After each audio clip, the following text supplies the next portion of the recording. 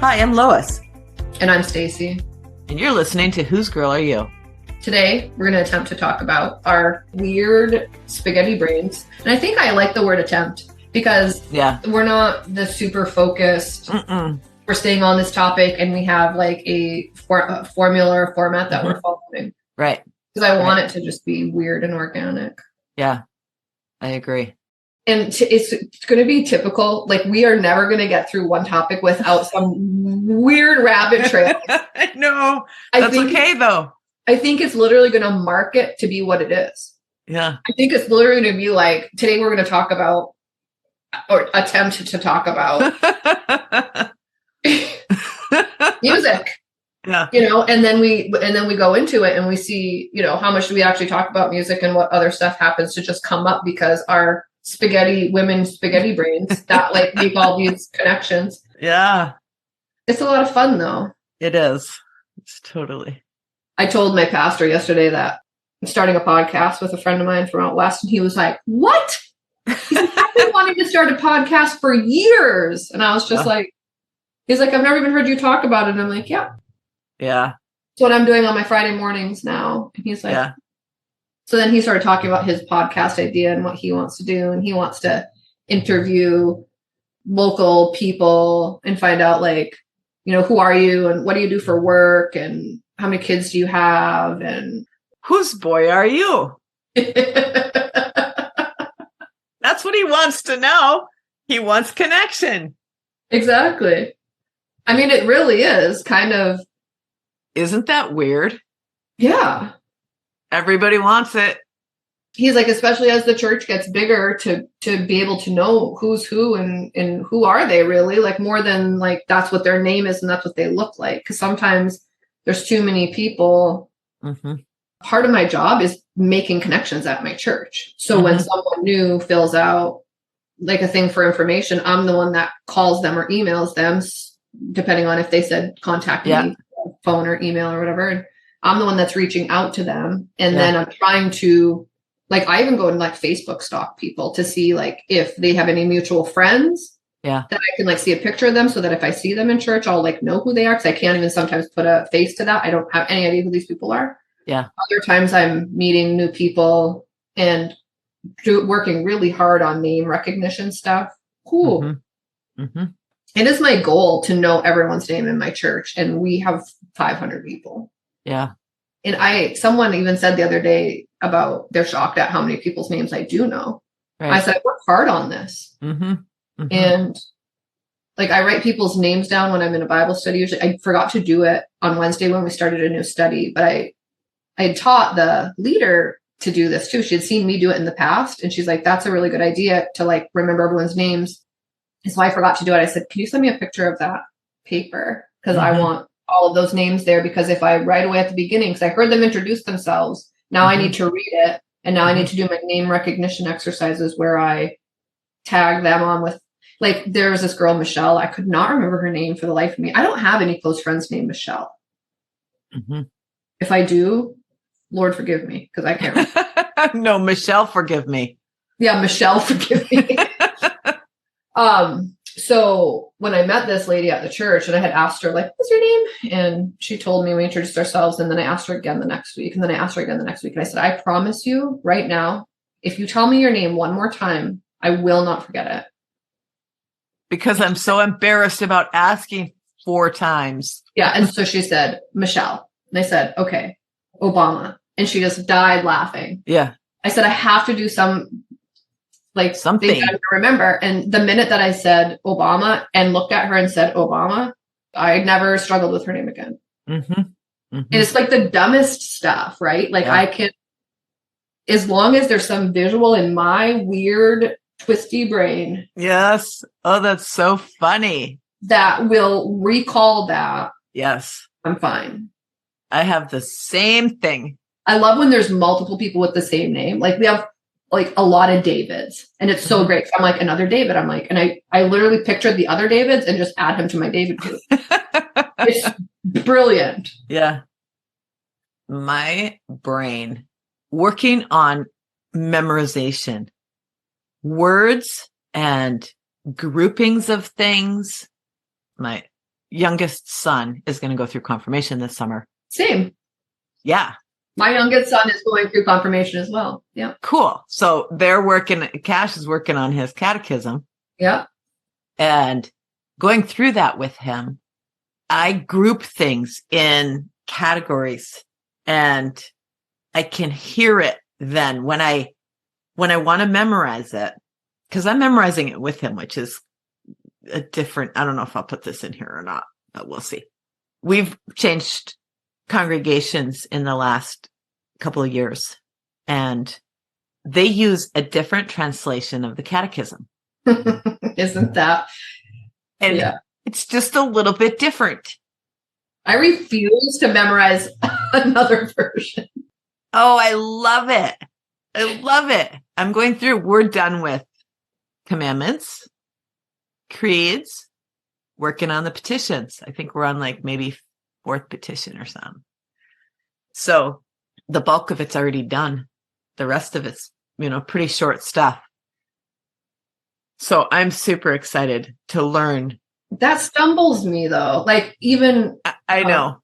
Because I grew up in a church that used NIV, and then I now attend a church that uses ESV. Anyway, for memorization work, what I guess I mean, I don't like to memorize in a different version is like, I don't like to memorize in a different version something I already memorized in another version. I don't mind memorizing out of different versions. You know what I mean? But it's like, if I already like did that, I don't want to do that again with just small tweaks. I actually am enjoying it because it brings it again in a fresh new way. It's like, it's not stale. Yeah. It's like fresh, and it's like the meaning of it pops out at you, because you can say the Lord's Prayer and not actually think about what you're saying. Yeah. But if you say the Lord's Prayer in a different version than, the standard one you use, those words actually mean something. And you're like, wow, I didn't actually realize that that's what I was saying when I prayed this. Wow, this is really cool. So there is something to be said for new and different. I agree with that. And I like even reading out of a parallel Bible sometimes. I mean, you don't take that away from like your house because it's like a brick. Right. It's huge. Like if you walk around that, someone would be like, what is wrong with you? Like, you don't, that's not a carry around Bible. Right. But it's nice to read in the King James and the NIV and the ESV and the NLT, like side by side in like one that you're studying. I enjoy that. It's just a memory thing. I'm like, not doing that again. It's hard enough to do it the first time. I'm not doing it again. That's just, I'll read it. I'm just hesitant to memorize it again. Yeah. Well, I told Cash that I would memorize it with him. I think it's great. Parents are way more chill with those last ones. We're like, yeah, you're good. Right.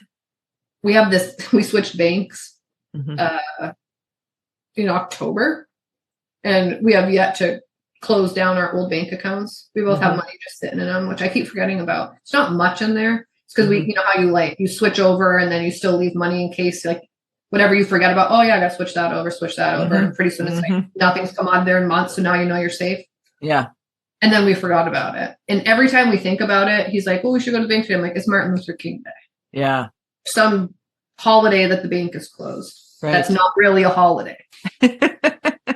So finally he's like, well, I think I have a half a day today. So I was like, let's close down the bank accounts, go to Costco. I have to get all the pastries for the annual meeting tomorrow. Yeah. Ours is tomorrow too. That's funny. The lady that usually does it, or that would take care of it, she's in Africa on mission. It's so funny. There isn't any of our missionaries. They call it the Go team. And then there's for different ones. And they'll get up and like talk about, like give a report or whatever. And the communication director made a slide that said, our Go team is gone. All our missionaries are ... on mission. That's great. So it's kind of fun now that we have Hannah. She's 20 years old and she's our communications director. She does all of our printed stuff and slides and a bunch of other stuff. So all the social media, all that. So usually our annual meetings, like print off the annual meeting agenda, include everyone's report, staple those together, financial report separate, and then the Go team one separate. And that's that. And then we take turns getting up and giving verbal presentation for the first however many. Yeah. Open the floor. You vote on any new things, any other things that need to come up, done. Well, Hannah and I were like, she's like asking me about, she's never been to one of the meetings because she's new. She started in October. And I was like, we should make these more fun. Because that's what I'm all like. Literally, fun should be my middle name. Like, if it's going to be fun, like I'm there. Yeah. If you tell Ed it's going to be fun, he's like, it's really not a draw for him. He's just like, is it going to be like educational or like grow from this or something like crazy? Intellectual. Yeah. Is it going to be intellectually stimulating? And I'm just like, if someone tells me that, I'm just like, I don't know if I have energy for that. You know, I have to be in the right space. But fun anytime. Yeah. So she and I worked. I was just like, is it hard for you? Like, how long does it take you to build these slides or whatever? And she's like, super simple. And she's like, and I would love to do that because it lets me be more creative and fun. Mm-hmm. You have to be careful where you do this because you don't want to portray whatever to the population that doesn't really know you yet and is trying to figure out who you are. You're like, what a bunch of goons. Mm-hmm. But I'm like, it's our annual meeting. It's all in-house and like 50 to 75 people show up, even though maybe 100 tops. Mm-hmm. And so I was giving some stats as the administrator, some stats on some different stuff. And I was just like, you know, I did some math on the men's breakfast. And last year they made 840 pancakes and 40 pounds of bacon or whatever it was. I can't remember the numbers. Yeah. And so she got a picture that has like a stack of pancakes on one side and a stack of bacon on the other side. Stand in front of a wall and like do a couple like a karate kick pose and like another pose. And she like put me in the middle of those, like I'm pushing up against like in between those pancakes and bacon. Yeah. And then I said one about how, you know, we're all fitting, but we're starting to be maxed out to capacity in some of the rooms. Yeah. And I said, and for the most part, everyone's gracious and gets along really great. And it's honestly a joy to work with so many people that are willing to be gracious to one another so everyone can manage to do what it is that they want to do. And I said, you know, except for fighting over storage space once in a while, because there's this closet under the stairs that the Sunday school keeps their stuff in and the bookkeeper keeps her stuff in. And now cornhole guys that meet on, they started putting all their cornhole bowls and boards in there. And they a lot of times throw their cornhole bags like right in the Sunday school bin. And it's just a whole thing. It's a whole thing. And then when you need to get something from the back, like the treasurer does, she's like trying not to cuss as she's like trying to climb back in there. So I climbed into the closet and grabbed a couple cornhole bags and like held them up with like a crabby face or whatever and had her take a picture. So as like I'm talking through my talking points, like these pictures are going to be popping up. Yeah. And then she made a movie, like a little movie of all of last year. It says like baptisms and then has pictures of the baptisms and has like, new members and has pictures of them and Sunday school picnic and pictures of that. Like, so it goes like throughout the whole year and it's pretty great. So we're adding a little bit of a fun element to something that has traditionally been pretty boring. And I'm hoping that people will see this at the meeting and realize that they can add stuff to their reports and it's not that big of a deal. If you need something, she can create a graph. Yeah. One other person jumped on board, the pastor's mom. She runs the Threads of Hope consignment store thing. Yeah. We have a consignment shop. People donate their clothing. It's just clothes and shoes. Mm-hmm. They donate it to. It's been running now for 5 years. Almost everything in the store is $1. And then they have like some around the perimeter, some like more like the suits and jackets and formal gowns and things are like priced up like $5 or $10 or whatever. Yeah. It's completely run by volunteers from the church. Mm-hmm. All of the clothing is donated, you know, whatever, but it's beautiful in there. Like they've done such a good job. Wow. And we use the store as an outreach to the community to be like, you know, we're here. Cause like our motto is hope is here. Mm-hmm. That's like our tagline or whatever. Mm-hmm. And Threads of Hope is like one of our things where we're hoping to just like be able to provide to the community, like the needs that they have at a price that's really reasonable, especially in hard economic times. Right. But then also, you know, sharing the gospel if you see someone or inviting them to church or different things and using it as like an outreach type of thing. Mm-hmm. So it's pretty great. Yeah, that's cool. I even shop. That's awesome. But you know how it is. Like if you go into a consignment store, that's all like disorganized and things are not nice and it's hard. Yeah. You do it if you're broke or whatever, but I've Yeah. shopped at Goodwill plenty in my lean years, but Yeah. this place is like, it smells good. It's Yeah. pretty. The people Yeah. are nice. Everything's Yeah. organized super well. Yeah. It's actually a pleasure to shop there. Yeah. That's neat. Where is it at? In Jaffrey. Okay. Cool. It's like a little strip mall across from McDonald's and by Subway and Yeah. Dunkin' and the laundromat. Cool.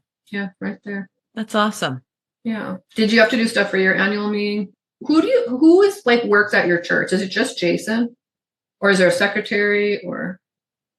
No, there's some who work bookkeeping and whatever.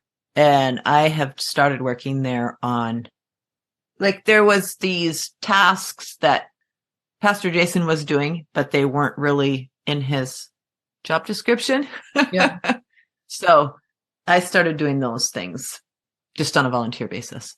Is it mostly like administration type of stuff? It's, yeah, bulletins and slideshows and that kind of, making a repository of all our music on PowerPoint so you can just pull, here's this song, and it's proofread and it's edited and it's ready to go. But that's another thing I need to do, because last week there was a slide up there that had a typo in it, and it was pretty bad one. Like the words were, 2 words were transposed. Oh. And it was just like, what? How did I not see that? You know? I mean, the same reason why, like, when I finally felt like, okay, this annual report is finished, because I've never had to do it before, even though I've been there a couple of years, because we had a secretary. Well, we don't have a secretary anymore. And so secretary work got like divided out by everyone. I was like, this makes more sense for the admin to do this and for the communication to do that. And for the pastor to do nothing. Just kidding.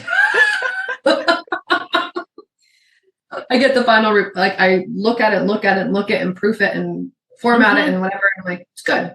So I print it, give one copy to each of my other coworkers. I said, can you please look this over, mark it up with anything that needs to be changed, and before I go to final print. And pastor gave it back with like a lot of circles, and I was just like, oh my God. And they were all things that I was like, yeah, you're right. That does need that there. Like, why is that like that? You know? Yeah. And like when you stare at it for so long, I know. You get to the point where you don't see it. You know, some people, like there's this one guy at church that if he says there's a typo or there's like a date wrong or something like that, there's the date wrong or there's a typo. Like you can take it to the bank. Like that guy thinks that nobody sees. Yeah. Like he missed his calling. Yeah. He should have been a proofreader. Like he catches the smallest thing. I'm so thankful for him because he runs the slides once a month. Right. So he tries to like go through whatever and see if he sees anything. Yeah. What are you doing for the rest of the day? Well, we have Bible study at our house tonight. Fun. And we have our annual meeting. So we're going to talk about something. There's a program called Family Promise. Have you ever heard of it? It's a homeless assistant. It's aimed especially at homeless with children, families with children. And they partner with local churches. There's a day center, and they partner with local congregations, and each congregation gives 4 weeks a year. They set up in your church, they set up cots and in your church. In your church. Okay, let me back up. They have very strict criteria for people to get in. They have to want to get off the street. I don't know about the having to have children. There can be no drugs involved. Their circumstances dictate whether they get into this program or not. Yeah. And then they stay in your church for a week. They're there for a week.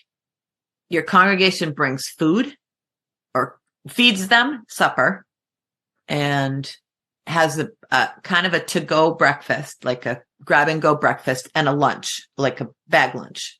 So then they go to this day center in Camas during the day where they learn financial tools, they apply for jobs, they look into housing, they like learn the life skills that you need, budgeting, whatever, to be able to live in a home with their family. It's so interesting to me that like how someone could get to be an adult and not be taught stuff. But I come from a 2-parent household of loving parents who weren't addicts, so what a leg up that is. Yeah, exactly. So we're going to see. I don't know if our congregation has enough people on board because it takes a lot of volunteers.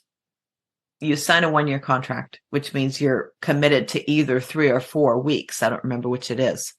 It's not going to be in a row, but like every quarter, they're going to use your congregation or your church for a week.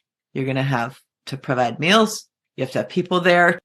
But like, what do they do for showering? They must do it at the day center. I'm assuming they do all of that at the day center because there's no there's no showers at the church. Like we have a shower at our church. Yeah, we don't. We I don't. thought it And was it's weird not, that they it's do. something like 15 people. It's not huge. It's small groups that then they try to graduate them out of it. So it's kind of a short term.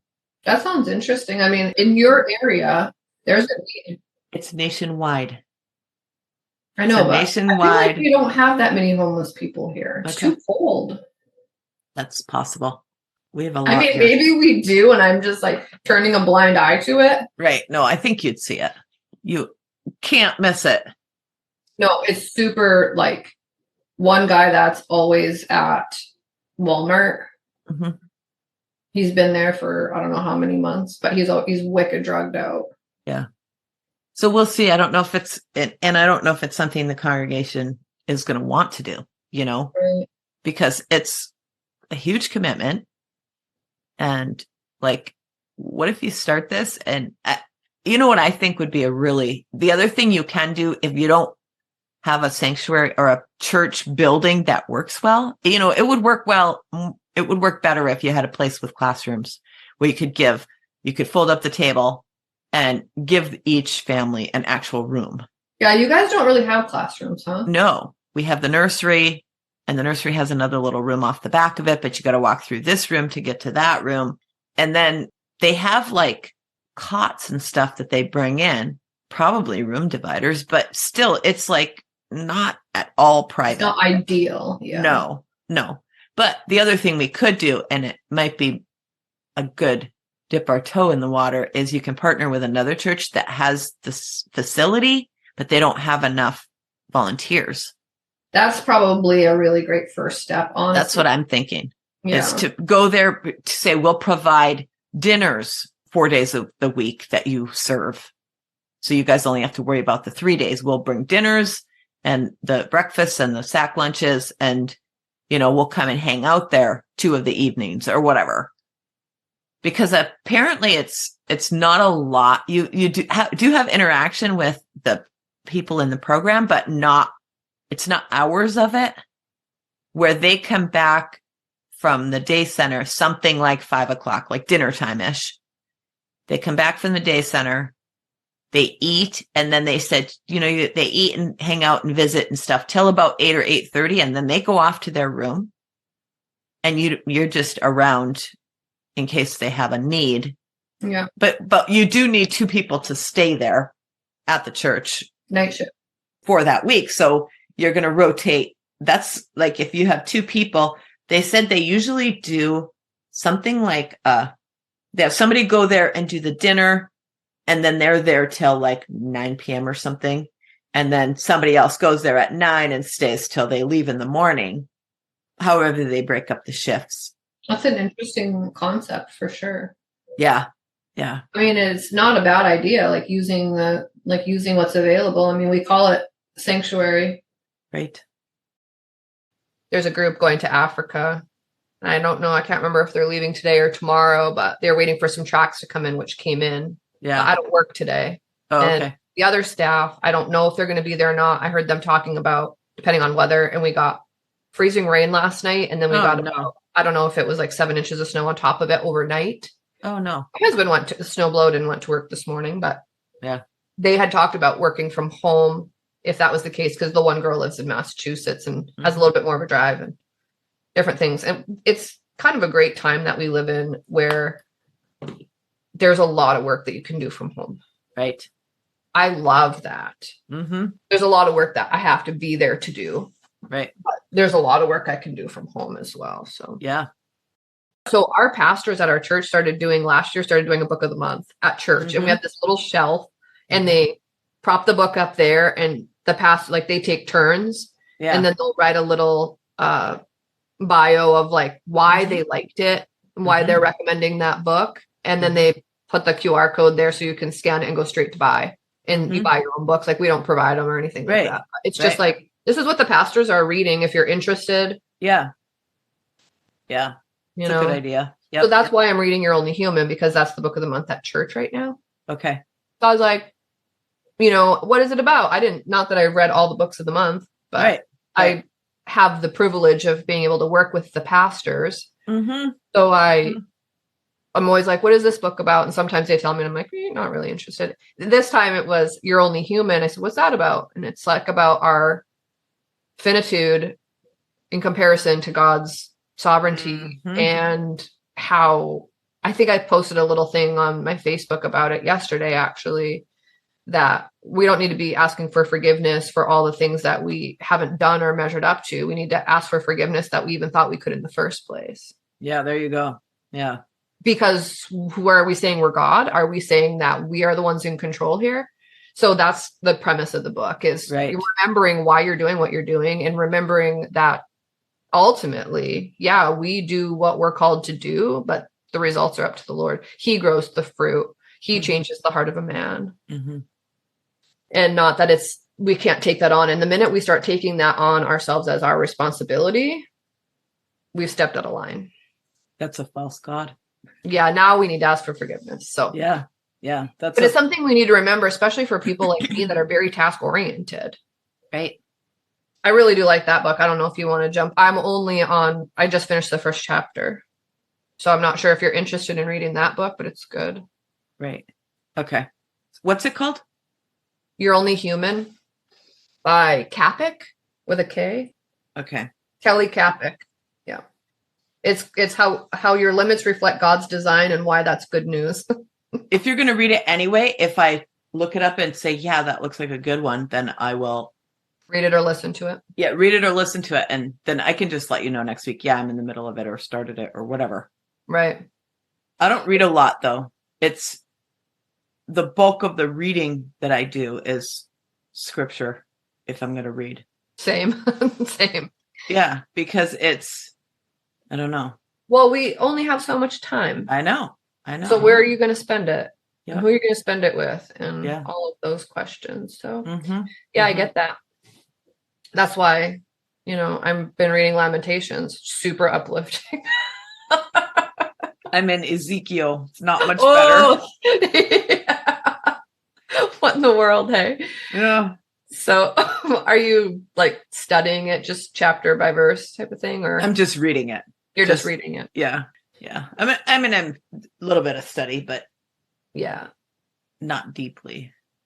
In my ladies' Bible study, we're going through the Gospel of John, and that's a lot more uplifting than Ezekiel or Lamentations. Yeah, for sure. So Ezekiel, I'm just reading.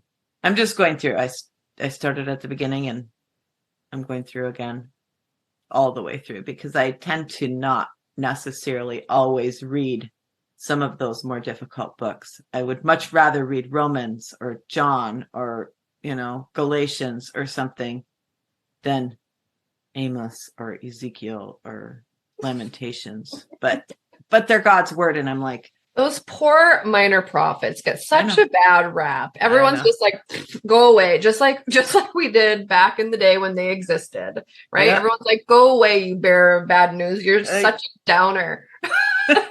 Still Not today, only the minor ones, the major ones were pretty. The major ones too. They were majorly not liked as well.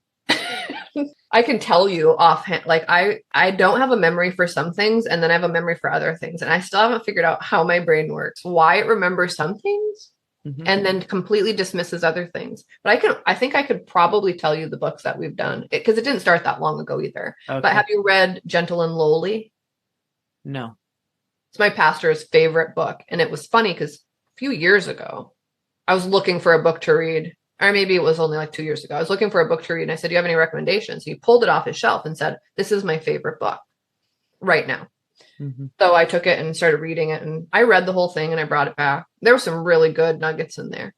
And I brought it back to him. He said, "What'd you think of it?" All excited because he loved the book. And I was like, "Oh, it was a little dry and boring." And he was like, "Are you serious? I loved that book." And I said, "No, it had some good parts in it, but wasn't really my jam." I'm thinking that some of the pastors' books that they pick are, I'm not stupid, but I feel like they're kind of intellectual for me, almost on the cusp of where my brain's clipping out at the top end of it. Yeah. And so and I'll just read over those parts, right, not really understanding and hoping I'm going to get to parts that I understand better. Yeah. And when I read books that are a little bit above my training, I think that's just how I feel. Yeah. So, but I keep reading them because I hope that over time that I keep doing it. Yeah. My brain will grow or whatever into that. Yeah. The American church, just as a whole, I'm not picking on a certain denomination or anything, I'm just saying American culture Yep. says that, and it depends, different parts of the country definitely have different context. But it's really interesting because I was talking to someone from a different part of the country yesterday, and they were asking me if they were overreacting. And I said, "About what?" And they were talking about leadership in the church. And do I believe that it's okay for leadership in a church to be drinking and having these parties that are not glorifying to God and things like this? And it got us thinking about, which I said, of course, I don't agree with that. I think leadership is to a higher standard than the rest of the congregation even, right? But how church culture in America has become, like, it's a club a lot of the time, so there could be a lot of people there and they think, "Oh, I go to church, so I'm a Christian." And we've heard this since the beginning of time. Just because you're in church doesn't mean you're a Christian. No more than if you're standing in a garage makes you a car, that whole thing. I was told that in Sunday school way back in the day, right? Right. But still, it's still rampant. And so how do you look at someone who comes to church like week after week after week, and through their social media posts and through their language and through their whatever, that they are not of us. Does the church in America have enough backbone to lovingly go to the person and speak to that person about their sin, about that? Because one of the bad things that it's doing is then people that are living a life that's not a Christian life, they're calling it a Christian life, and then they're going out there, is what's giving the Christian church in the United States such a bad rap. Because if those are our representatives, we're in trouble. The fact of the matter is, though, they're not our representatives, but the unchurched population doesn't know the difference. They just say, if you call yourself a Christian and then you act like this, and so, A plus B equals C. Right. That's all they see. Right. And there's such a difference between, in any church I've ever been to, if you go regularly long enough, which people in that church are full out, sold out believers, surrendered to the will of God in their lives type of Christians, and the ones that are on the fringe. They kind of know the right things to say. They know the right ways to dress. They know the right whatever. But they don't have the fruit in their life, the fruit that only the Holy Spirit can grow, that nobody can fake or replicate. Yes, exactly. You see it. And I had a really interesting evening. I went with a friend to listen to Eric Metaxas. Oh. Do you know who that is? Yeah. Okay, so he was talking about his newest book, which ties exactly into what you're saying. His newest book is called Letter to the American Church. And his premise, do you know the premise of that book? No. Or have you heard of it? Okay. No. To set it up a little bit, I've read his Bonhoeffer and I've read his Luther. I've not read Wilberforce. Do you know who William Wilberforce is? He was instrumental in making slavery illegal in England. Okay. And just for some context, Eric Metaxas, the reason I know him is from YouTube. I haven't read anything he's written. Okay. I've only listened to his videos. So. Okay, cool. Yeah. So you probably heard a lot the same things then that he was talking about, because I had read these books and a friend just said, "Hey, he's going to be in Longview. Do you want to come listen to him? And I'm like, absolutely, let's do it. So we did. Cost a can of canned goods that they were going to give to a food bank, which I think is amazing. And like that church invited him, paid him to come there, and their fee to come and listen was a can of canned goods. That's a great idea that I'm storing in my brain at this very moment as the advent of a church. I knew you would. Yeah. Thank you for that. It's cool. But yeah, his talking about this book, he said he's been doing so much research, and in researching Bonhoeffer and the circumstances that he grew up in, he said the American church is the German church in the early 30s. We have the opportunity right now. There were people who sounded the alarm in Germany and said, we have to speak now, or it's going to be too late to speak. And he's saying we need to speak now. What's the number one big thing? If there was one big takeaway about what do we need to be speaking about and standing our ground on, what would that be? He said that the pastors of the German churches, there was 18,000 pastors at that time in Germany. 3,000 of them were vocally saying, this is wrong and we need to stand against it.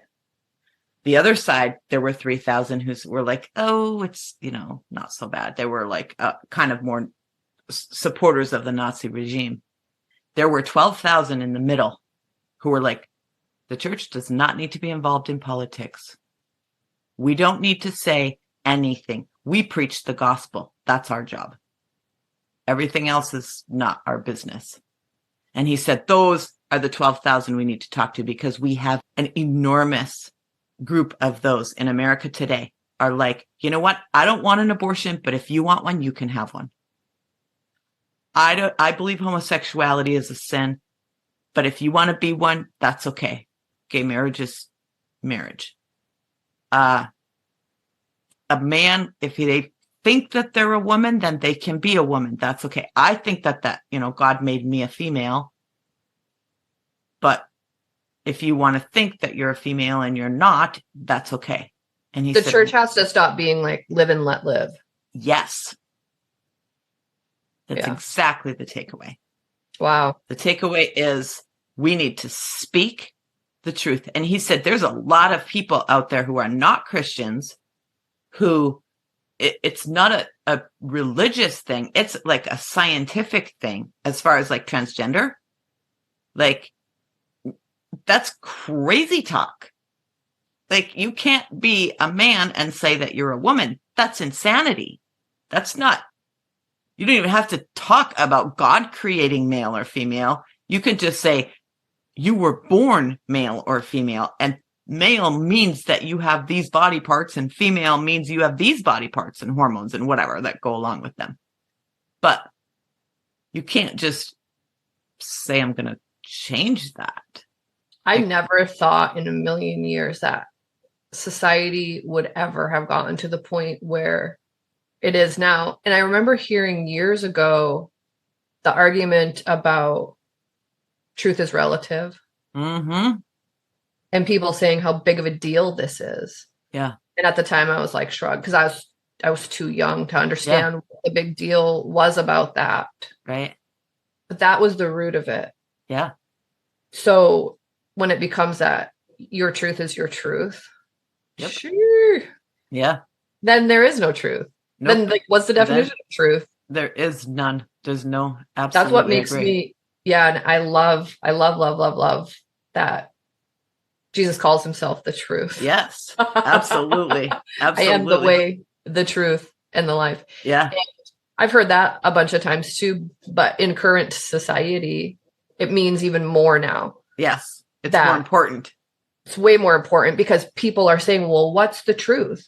And I'm like, no, who's the truth? Mm-hmm. Mm-hmm.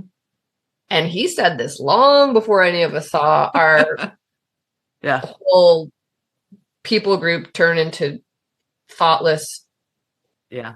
I don't even know what to say. Yeah. I don't want to call names, about people that think that way. I have been trying to think through what the progression would have to be for me to start thinking like that. Mm-hmm. Because I just don't understand. I really would like to talk to somebody who, I guess I've heard enough YouTube videos and whatnot about people who have transitioned and then detransitioned after coming to Christ. And they tell their story about kind of how they. Yeah. There's a lot of pain there. Yeah. How they ended up and why they ended up doing that. And then how they came out of it, but never really could totally because the damage has been done. Yes, exactly. My husband always says when I try to say, I wish I could understand why someone would be a serial killer or why somebody would do these certain things. He says, if you ever get to the point where you fully understand that there's the problem. Yeah, exactly. You don't be scared. You don't want to understand why someone would be as depraved as they are. Right. Because although we don't isolate ourselves as Christians, we do flee from sin. We do remove ourselves from worldly things that are going to corrupt, that we've already been warned about. It's not as a prudish, we're better. It's more of a, we know better. We've been taught the truth. We know the truth. And so the things of the light are the things that we're drawn to. And the things of the darkness are the things that we turn our back on because we know in and of it lies death. Right. And no good thing can come from it. So why would I expend my time and energy and resources on those sort of things? Right. Ugh. Yeah. You ever want to get your hair cut and you don't want to wait like a day? You're like, I'm getting it cut today. And if my person that I've been going to for 7 years is not available, I don't care. I'm jumping ship. Yeah. Maybe it's just me. No, I've been there. And I will call every hairdresser in the area. I don't even care what their credentials are. Like, who will take me? Yeah. And then I'm just on a wing and a prayer, hoping I get a good haircut. Yeah. So I did this last fall. I was just at my wit's end because I had a super short pixie and I've been trying to grow it out. But it has these stages where, I'm getting close to that stage again, where if I don't get this cleaned up, I'm going to shave my head. And then you have to start all over. Don't do it. I know. I'm here to tell you. Don't cut the bangs. I want them though. Look at this huge finished forehead. So the last time that happened, I found this girl. And basically, I called this salon that had a lot of people, and they said, who do you want? I said, I don't care. Whoever your first available is. Like, I want to come right now. So they said, well, we have an availability in 2 hours with this girl named Mercy. Okay. So I go in, and not to judge a book by its cover, but when you go in to see a hairdresser and they come out and their hair is like, her hair was like not done. It was a little bit frizzy. And then she had just like a bandeau kind of on it. Yeah. I was like, I might have made a bad decision. Yeah. So I sit down in her seat and we start chatting. I don't even know how it started. But anyway, it was not 10 minutes into the conversation, found out that she was Christian. Okay. I think she asked me, do you work? And I said, yes. Yeah. And then when she said, where do you work? And I said, at a church. She's like, oh, what church? What denomination? This kind of thing. And then we got to talking, and she's a believer. She's a young girl. She's only like early 20s. Yeah. I mean, her name is Mercy. It should have been a clue that she may have come from a Christian household. Right. But now she's my new favorite hairdresser. I've been seeing her ever since, and I just love her. And part of it is I really look forward to talking to her because she's a believer, and I want to encourage her in her young faith. Yeah. And I like to hear what's going on in her church, even though I've never been there and probably will never go there. And I don't know, we just have really great theological discussion while I'm getting my hair done, and I super appreciate it. Yeah. So, and she honestly gives really good haircuts. So like, don't judge a book by its cover. Just because she doesn't feel like taking a bunch of time on her hair doesn't mean she can't do it. Right. Exactly. Kind of like, I know how to do my hair too. Just because it looks like this right now doesn't mean I don't know how to do it. Yeah. Well, you got my shower and brush, and that's as far as you got today so far. Well, I didn't shower, so yeah. This is roll out of bed. Yeah. I can't do the roll out of bed anymore. It bothers me so bad. I have to take a shower. I don't care. It's like 15 minutes of my life. Just let me do it. Yeah. It's more important than the extra 15 minutes of sleep. Yeah. I'm going to, after looking at myself in this, I'm going to get a spray tan. Are you? I won I've never had a spray tan. Yeah. But I won one I threw this big volunteer appreciation party at church last fall. Yeah. And I won that. Yeah. Like a spray tan. Mm-hmm. So I feel like it's a weird concept to go and strip almost naked in front of somebody and have them spray you. But also the girl is super relatable. She's like my age, and it's not like she's some supermodel. So no, have you done it? Yeah, I have. What do you think of it? I really like it as far as the results. The results. It's a little weird and awkward, but the person who did it was very professional, very like they're doing their job, which, you know, when you go to the doctor, you hope they just do their job. When you go to the dentist, you hope they just do their job. Honestly, when I go to like get a pedicure, I want them to just do their job.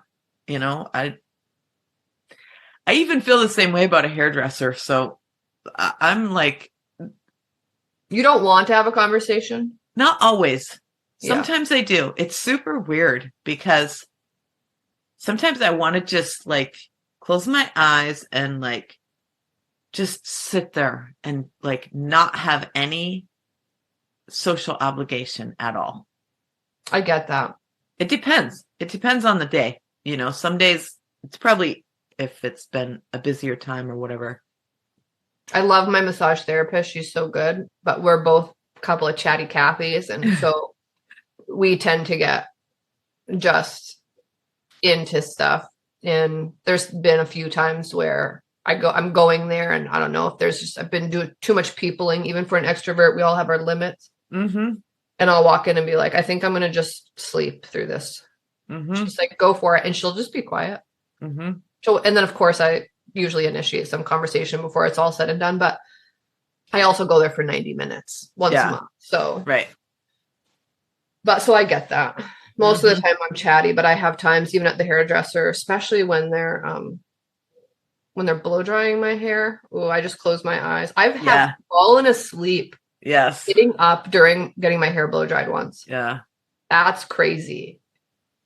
I don't know what that means if I don't get enough sleep. I was just going to say, it means you're tired. Or something. I don't know what, but. Yeah. Yeah. If anyone out there would like to give us some comments about something that you heard, we'd love to hear from you. If you want to email us at whosegirlareyou@gmail.com. Whose, WHOSE. whosegirlareyou@gmail.com. We'd love to hear from you. Well, that's enough for today. Thank you for the visit. Same time, same place. Sounds great. Bye. Bye. Talk to you next week.